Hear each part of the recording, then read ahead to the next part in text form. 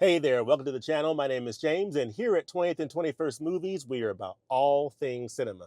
All right, I am waiting on my son to wrap up his basketball training and workout. And in the meantime, I thought I'd come on here and share my thoughts on a recent release from the Criterion Collection on 4K Ultra HD.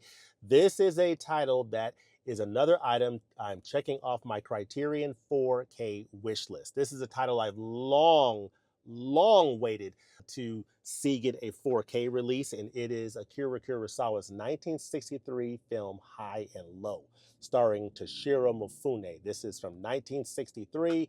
It is now out on 4K Ultra HD, and I cannot wait to share with you what I think about this title and how it compares to the Blu-ray that came out a number of years ago. So this new 4K is based off of a new 4K digital restoration.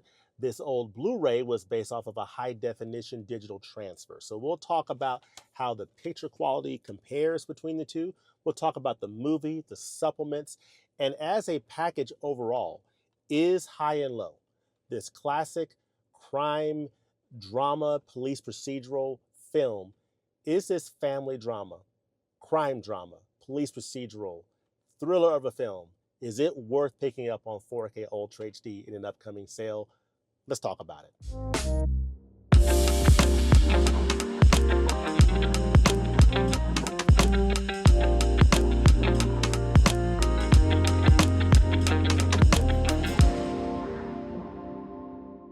All right, we're talking about High and Low, the 1963 classic film from director Akira Kurosawa, Japanese director, one of the great filmmakers of all time. Of course, this is the same director that gave us Seven Samurai, Rashomon, Kagemusha, Yojimbo Sanjuro, Ikiru, so many amazing films. And of all those films, this one here stands as my favorite. I am just so happy, through the moon happy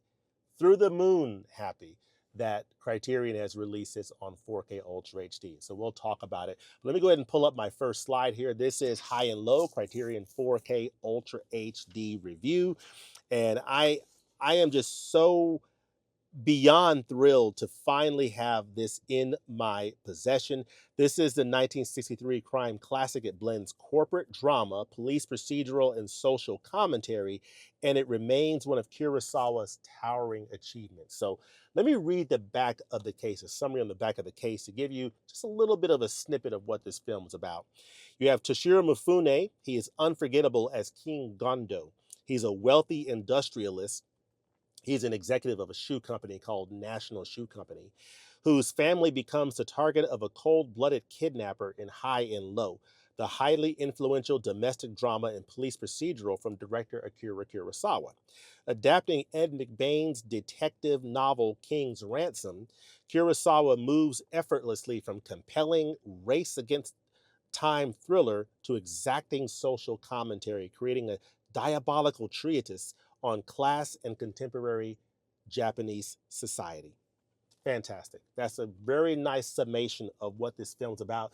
This film comes in at 143 minutes, so 2 hours and 23 minutes. It's in black and white with just a little glimpse of color, which will come at a very fascinating moment in this film that I will not spoil. But this is an absolutely extraordinary film that is so rich and so deep, and Kurosawa creates a beautiful world in 1960s Tokyo, Japan, of this story of King Gondo, who's this executive of the shoe company. He gets into a power struggle with other directors of the shoe company, and he basically tries to take over the company. But as he tries to take over the company, this kidnapping occurs, which then sends him and his family through this spiral, working with the police, being on the phone with a kidnapper, trying to figure out how to get the kidnapped child back home. Just an absolutely extraordinary film, and then so much more beyond that that I will not spoil. But this is a film that has incredible themes and a story to it. You have morality under pressure. So you see at the top right, you'll see a Toshiro Mifune as King Gondo. He's got these shoes here. This is at the very beginning of the film as he's meeting with these different executives who are trying to convince him to throw his votes in play with them at the upcoming board meeting to take over the company.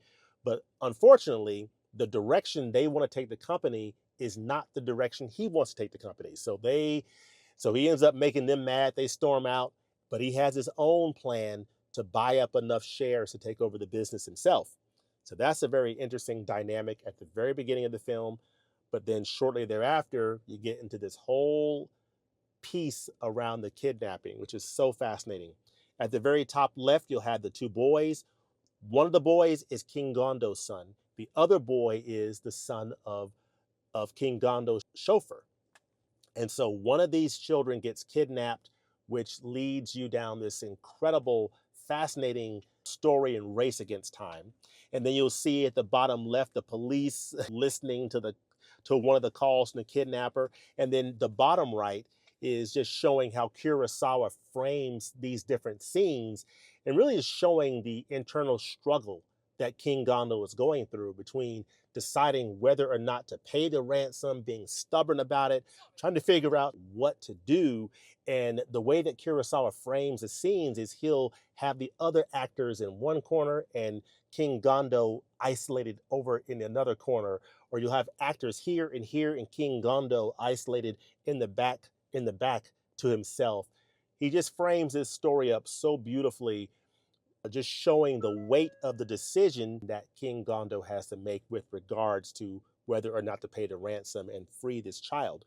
So you have morality under pressure, you have a class divide, high versus low. You have King Gondo high, you have the chauffeur being kind of on the low end of things, trying to convince King Gondo to pay the ransom to get his son released. So you have that dynamic going on. Wonderful police procedural and corporate drama, which I think is just fantastic. Just so much richness in this story with the corporate drama of the shoe company and how they're trying to wring out as much profit as possible. But King Gondo wants to go about it a different way. And then you have the police procedural, beautiful stuff. And then Toshiro Mifune as a torn businessman. So fantastic stuff with the themes and the story. And then you have Kurosawa and genre. Here we're talking about how Kurosawa blends noir, police procedural, and human drama all together in this incredible story. He anticipates modern police thrillers. This movie, High and Low, has influenced so many modern police thrillers and so many films that have come afterwards in terms of the police procedural aspects of it, the whole ransom aspect of the story. Just absolutely fantastic stuff that we'll get into in just a second. And then he has a very sharp lens on class disparity, the haves and the have-nots. This story, High and Low, is very much about showing that distinction and disparity between the haves at the top of society in Japan and the people on the lower end of things from a socioeconomic standpoint. And I think that this film does a beautiful job of laying out those distinctions. At the bottom there, you'll see the police procedural aspects where they're meeting and trying to figure out how to find the kidnapper and trying to cull every clue that they can and every lead that they can. So that is so interesting how they go about their detective work. And then, of course, I would be remiss if I did not include a picture of my dog Shiloh there at the bottom left there, as I just got the Amazon delivery of my 4K of High and Low. Just had to show it to him as I was getting ready to feed him dinner. So had to throw that in there. And then, of course, High and Low's lasting influence. This film, High and Low, has influenced so many different films throughout the years. It's inspired police procedurals like from David Fincher and Bong Joon Ho, like The Rich Family on the Hill in Parasite, and then The Poor Family kind of on the lower end of things. So similar dynamic that is played out in Parasite as a mirror and an homage to High and Low. And you have several other areas that have been influenced, including the prison sequence in the Batman film from 2022. You have Spike Lee's reinterpretation, Highest to Lowest, starring Denzel Washington, now out on Apple TV Plus. That is a remake of this film. So Spike Lee put his spin on it. I have not seen it yet, but let me know in the comments section if you've seen Highest and Lowest and what you think about it. But yeah, this is High and Low's Lasting Influence, one of the great films of all time, now available on 4K Ultra HD. So I love this film. It's one of my favorites from Kurosawa. It is my favorite Kurosawa film. And if you have not seen this and you like Akira Kurosawa's filmmaking style, this is one to check out. Now, this is a film that is a departure from his samurai films. So it's very different than Seven Samurai and some of his other films that he's made. This is a film that takes place in modern day Japan. Modern day as of this time is now over 60 years old, but this takes place in modern day Japan versus the time of the samurais back in ancient Japan. So a little bit different genre and vibe, but absolutely extraordinary film. So let's talk about how this film looks on the 4K format, and then I'll talk about how it compares to the Blu-ray. And in short, folks, this 4K picture of High and Low looks absolutely fantastic. I was so incredibly pleased when I popped the 4K in the player, because what I did is the night before or 2 nights before I got the 4K, I rewatched this Blu-ray and just fell in love with this film all over again. So I watched it on Blu-ray, and then when I got it on 4K, I popped it in the player to just do a side-by-side. I looked at it on Blu-ray a little bit more, then I popped into 4K to see if I could immediately tell a difference. And the long and short of it is, I could immediately tell the difference. I mean, not that the Blu-ray is bad in any way. The Blu-ray is fine. It's a perfectly fine picture, but in comparison to the 4K, I am happy to report that based on this new 4K digital restoration, this is a Blu-ray that came out like a number of years ago, I think at least a decade ago. And this new 4K digital restoration, I don't want to say it blows the Blu-ray out the water, but it is clearly a better picture over the Blu-ray. It's one of those deals where sometimes I do these Blu-ray and 4K comparisons, and there's not a huge step up from the Blu-ray to the 4K. Oftentimes, the Blu-ray stands up very well to the 4K. This is one of those cases where the Blu-ray is a nice Blu-ray, but the 4K is just so much richer in terms of detail, depth, clarity. It's a cleaner image, slightly more stable image. Just the way it handles the blacks and the whites, the grayscale. Every aspect of picture quality is just handled more beautifully and elegantly with this 4K. It's just a smoother, bolder, clearer image overall. It just looks absolutely fantastic. It handles the blacks and whites and the light levels excellently. One thing I noticed on the Blu-ray is while the picture looks good, sometimes the whites are a bit blown out. It is a slightly lighter image. So this 4K has that quality of a more natural looking image than the Blu-ray, in my opinion. It just has more detail, more depth, more clarity. When you add all those elements together, you just have a much more robust and convincing image overall that stands head and shoulders over the Blu-ray, which was my expectation because it is a new 4K restoration versus an older Blu-ray that was based off of a high definition transfer. So from a picture quality standpoint, I was through the moon pleased when I started watching this on 4K. It is an incredibly nice and appreciable upgrade and step up above the Blu-ray in picture quality. The audio, I believe, is about the same. Actually, let's see here. From an audio standpoint, you had a DTS HD master audio on the Blu-ray, and here you have the same DTS HD master audio soundtrack. I think the audio is the same between the two. So the big upgrade is the 4K. There is no Dolby Vision. There is no HDR on this, but I don't think it missed it at all. I mean, HDR might have improved the black levels a little bit, maybe gave it a little bit more contrast.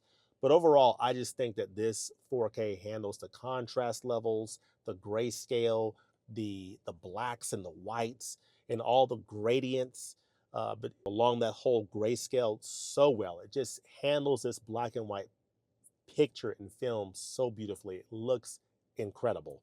And I was very happy. It's one of those deals where sometimes I pop in a 4K and I find myself slightly disappointed that I'm not seeing as much of a difference as I would have hoped. That wasn't the case here. I got everything I could have hoped for off of this 4K, and I was very pleased. So from a picture quality, it sounds great. I mean, it looks great. It sounds great from the audio standpoint, the same audio as the original Blu-ray. And then when you crack open the case, you'll see here you have you have your 4K right here, your Blu-ray here. You have your booklet, which is the same booklet. It's a staple booklet that you had before.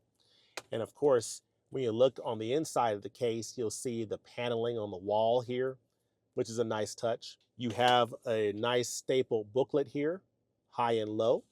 This is Toshiro Mifune, and then this other gentleman here is a director who is sort of his right hand at National Shoe. But you have a couple of essays in here, which are fantastic.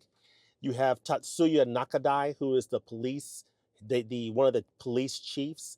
Tatsuya Nakadai played the lead in The Human Condition, which is available on Blu-ray from the Criterion collection. So definitely check that out.